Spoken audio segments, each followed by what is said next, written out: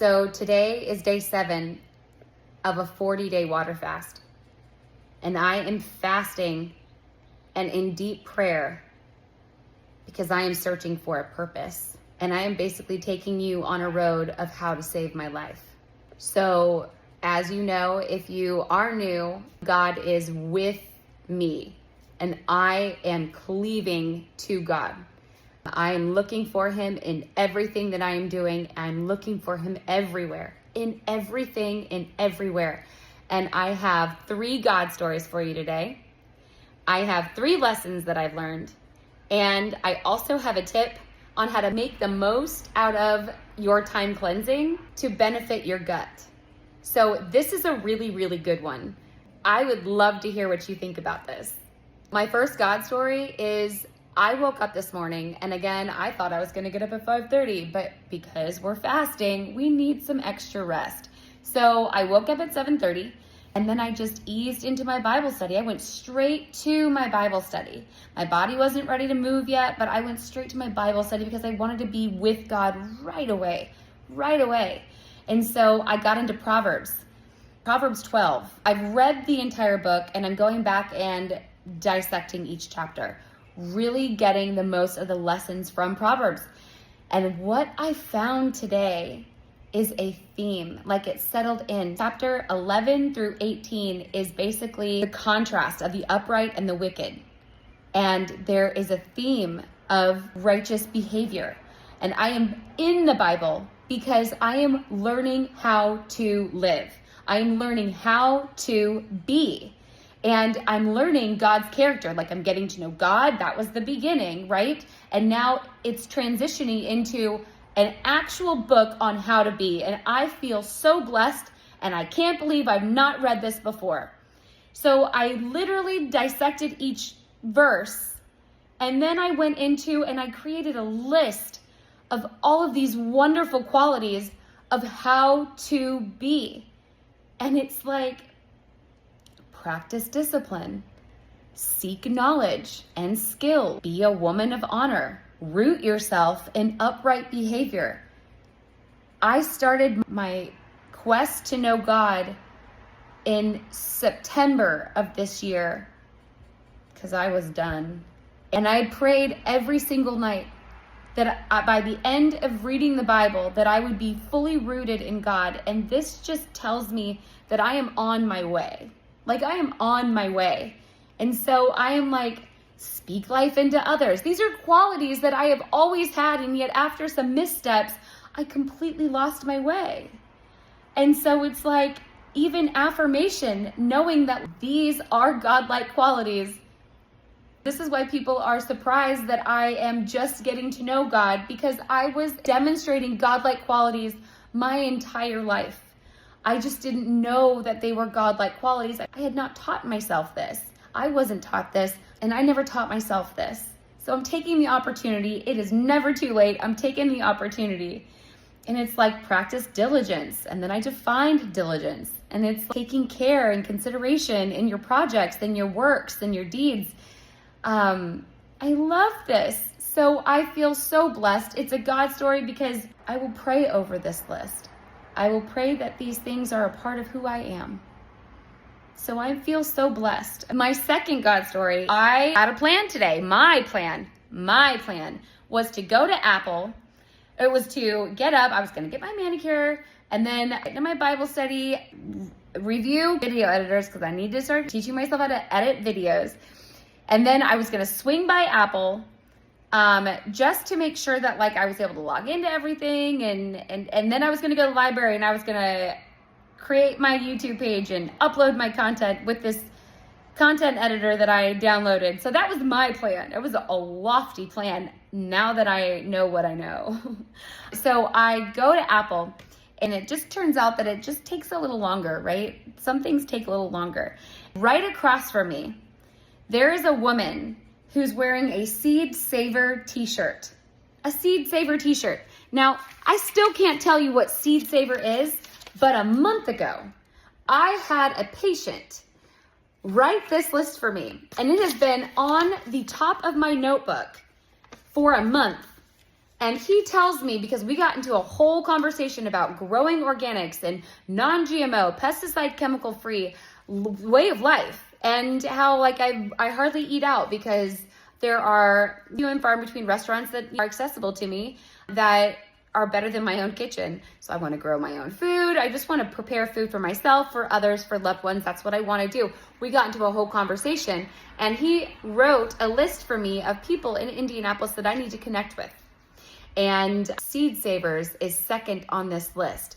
Now, I have not looked at this list because obviously God has put some other things on my priority list, like moving and all of these things. So I was literally writing in that notebook when I looked up and saw her t-shirt, and then I was like, and then like I flipped it back because it's a flip notebook, and it's right on the top of my notebook. And I'm like reading down, and I was like, Seed Savers, second.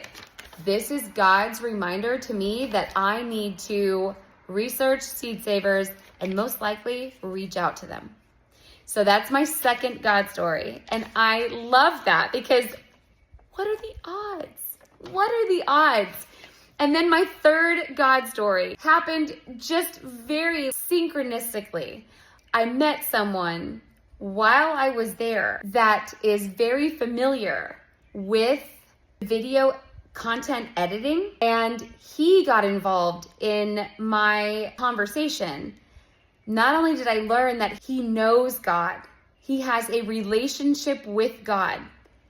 I am seeking to have a relationship with God. He knows God. And he is very familiar with content editing. I asked him if he wouldn't mind teaching me how to get used to and comfortable with using a content editor, a video editor, so that I can edit my videos and they'll get better over time faster because I have a teacher. So this man has agreed to teach me how to fish. And I am like on my face. So that being said, I want to get to the 3 lessons. And the 3 lessons are, 1, it's been a long time since I've gotten into a project like this. It's going to require an intense amount of focus, consideration, and diligence. That's a key word from this morning's Bible study, but diligence. And so I'm like, all right, and discipline. Which I've been working on discipline for a long time, but discipline. So it's just like new level, and I'm going to be learning new skills and knowledge and all of these things, so God knows exactly what he's doing. But it's been a long time since I have done something like this without also having caffeine. And I do not partake in caffeine. Caffeine and I no longer, since I've been cleansing, the cleaner my body gets, I am just not fit for caffeine. And it also disconnects me from God. I become disconnected. I am disconnected from God when I consume caffeine. So it is a no-go. So I'm going to have to practice some patience, and also, and I was just like, patience, and I was getting lethargic, and I pulled a 6-hour like stint straight, and I was just drinking my water, but then now I've just realized I have a gift. There's a gift, because in this, God also just gave me someone to teach me how to fish. So the process is not going to be as hard as I thought it was going to be. I'm being so blessed right now. It's like when you have a need, God really shows up for you. So I'm just taking a moment to express my gratitude because he is giving me what I need in real time. And that is incredible. I am in awe right now. He is putting me in awe right now. Okay, my second lesson is making a YouTube channel takes time. There are lots of things you have to take into consideration, including the community guidelines on what is and is not acceptable for a YouTube channel. So it was strongly recommended to me that I get on and I read that. So while everything was taking more time, I got on and I read the bylines and the guidelines for your YouTube channel. So things just take a little bit more time, but it's going to be worth it. I know it. Even though my lofty plans were not exactly executed the way that I thought. And I thought I was going to have a live YouTube channel by the end of the day today. And with my first content posted, oh my gosh, smokes a lot, ladies, downstairs smoking. Okay, so, but you know what? I've made progress, and there are so many things that came out of my time today at Apple that I am so blessed that I spent the time that it took to get there, like to be there and to stay in that environment. Like, God knows what he's doing. Okay. And then 3, I need to make shorter videos. So this is going to be a longer video, but I need to make shorter videos. It's something that I know that I need to do, but right now the testimony I feel like is more important than cutting it down. This is a story of, how to save my life. So it's all important, right? It's important, but I should make shorter videos. I know it. So let's get to your tip. Time for your tip. While fasting, consume an oral implant once a day on empty stomach, obviously, on empty stomach. Now, because you're fasting, it doesn't matter when you take it. You can take it at any time. I grow oral implants. Now, this is a bacterial culture implant of good, healthy bacteria that feeds good, healthy bacteria. So while you are fasting, the process that your body is going through here is it is actually breaking down mucus that's hardened along your alimentary canal and slowly pushing it out. The longer you fast, the more your body is able to digest and eliminate that plaque. So it is able to break down where it otherwise would not have an opportunity because you're creating more mucus. So it is systematically breaking down that plaque.